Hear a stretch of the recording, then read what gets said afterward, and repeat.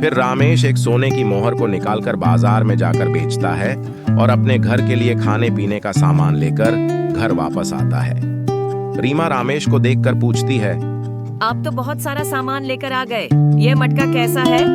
आज मुझे खेत जुताई करते समय यह सोने का मटका मिला है। इसमें मिली एक सोने की मोहर मैंने बेच दी। उसी से बहुत सारे पैसे मिले हैं, जिससे मैं बैग भरकर खाने पीने का सारा सामान ले आया। रामेश और रीमा उस रात भर पेट खाना खाकर आराम से सो गए। तभी रामेश को एक फिर से सपना दिखा, जिसमें महालक्ष्मी रामेश से कहती है, रामेश, मैं बहुत खुश हूँ। तुमने मुसीबत में होते हुए भी एक लाचार बुढ़िया की मदद की। तुम्हारे पास केवल 2 ही मोहरें थीं, जिसमें से तुमने एक उसे दे दी। मैं तुम्हें आशीर्वाद देती। जो घड़ा तुम अपने खेत से लाए हो, वह एक जादुई सोने का घड़ा है, जिसमें रोजाना सुबह एक सोने की मोहर आएगी, जिसे बेचकर तुम अपना घर चला सकोगे। उस जादुई घड़े में केवल एक ही मोहर आएगी। तुम्हें जीवन भर गरीबी का सामना नहीं करना पड़ेगा और अब से तुम्हारा जीवन सुखमय और खुशहाल हो जाएगा। रामेश अचानक से उठ जाता है और सपने के बारे में सोचता है। एक दिन पहले वाले सपने में महालक्ष्मी ने मुझे सोने की मोहर दी और वह सपना सच हुआ। लगता है हर रोज एक सोने की मोहर वाली बात भी सच होगी। महालक्ष्मी ने मुझ पर कृपा की। अगले दिन जैसे ही रामेश घड़े को देखता है तो उसमें एक सोने की मोहर आ गई थी। ये देख रामेश नाचने लगता है और अपनी बीवी रीमा को सारी बात बताता है। देखा, मैं ना कहती थी, समय पर सब कुछ ठीक हो जाएगा।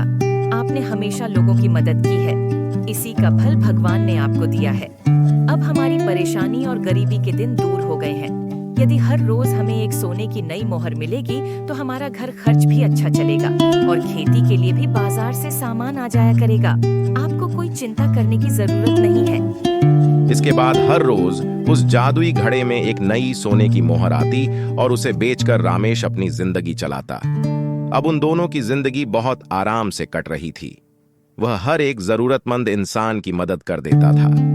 रामेश के घर इस तरह पैसे आते देख सुनील सोच में पड़ जाता है कि आखिर इसके पास पैसा आ कहां से रहा है।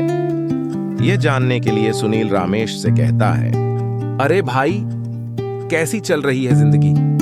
मैंने सुना है तुमने अपने मकान की बहुत अच्छी मरम्मत करवाई है और घर में खूब सामान भी ले लिया। कहीं से लॉटरी लग गई है क्या? रामेश बहुत सीधा था। वह अपने भाई को सारा सच बता देता है। भैया, मैं आपसे कहता था ना कि मेरी बीवी ने मुझसे कहा है कि भगवान हमारी ईमानदारी का फल हमें जरूर देता है। बस कुछ यही समझ लीजिए कि भगवान ने हमारी मदद की है और मुझे एक जादुई घड़ा दे दिया है, जिसमें रोजाना मुझे एक सोने की मोहर मिलती है। बस उसी से हमारी जिंदगी आराम से कट रही है भैया। जादुई सोने के घड़े के बारे में सुनकर सुनील का सर चकरा जाता है और उसके मन में उस जादुई घड़े को पाने का लालच आ जाता है। फिर वह रामेश को कहता है, अरे वाह, क्या बात है, अपने भाई को जादुई घड़ा नहीं दिखाओगे? और फिर रमेश सुनील को अपने घर ले जाता है और वहां सुनील को जादुई घड़ा दिखाई देता है। सुनील सोचता है, अरे तो यही है वह जादुई घड़ा। मुझे तो इसे पाने में कुछ ज्यादा मेहनत नहीं करनी पड़ी। चलो, मेरा काम हो गया। इसे अपने घर ले जाऊंगा और रोज इसमें से एक सोने की मोहर उठाऊंगा। सुनील जैसे ही उस घड़े को हाथ लगाता है, वह सोने के घड़े से मिट्टी के घड़े में बदल जाता है। अरे यह क्या हुआ? रामेश ने कहा था कि यह तो जादुई घड़ा है, परंतु मेरे छूते ही यह मिट्टी का घड़ा कैसे बन गया? अब मुझे यहाँ से जाना होगा। किसी और दिन मौका देखकर इसे चुरा ले जाऊंगा। सुनील घड़े को चोरी करने के इरादे से दूसरी बार रामेश के घर में आता है, लेकिन जैसे ही वो फिर से उस घड़े को छूता है, वो मिट्टी का बन जाता है। तभी अचानक रामेश वहां आ जाता है। अरे भैया, आप यहाँ कैसे आना हुआ? सुनील उसे देखकर घबरा जाता है और उससे झूठ बोलता है। अरे रामेश भाई, मेरे मुर्गी पता नहीं कहाँ चली गई है। बस उसे ही ढूंढते हुए यहाँ आया था। मैंने सोचा शायद पीछे के दरवाजे से तुम्हारे घर में घुस गई हो, लेकिन यहाँ तो नहीं मिली। अच्छा, मैं चलता हूँ। उधर सुनील भी समझ जाता है ये मटका भाई को भगवान ने उसकी ईमानदारी के लिए दिया है। उसका जादू केवल उसी के लिए है। किशन की अच्छाई और ईमानदारी का फल भगवान ने उसे दिया है। हम लोगों को अपने जीवन में नेकी और सच्चाई से जीवन जीना चाहिए।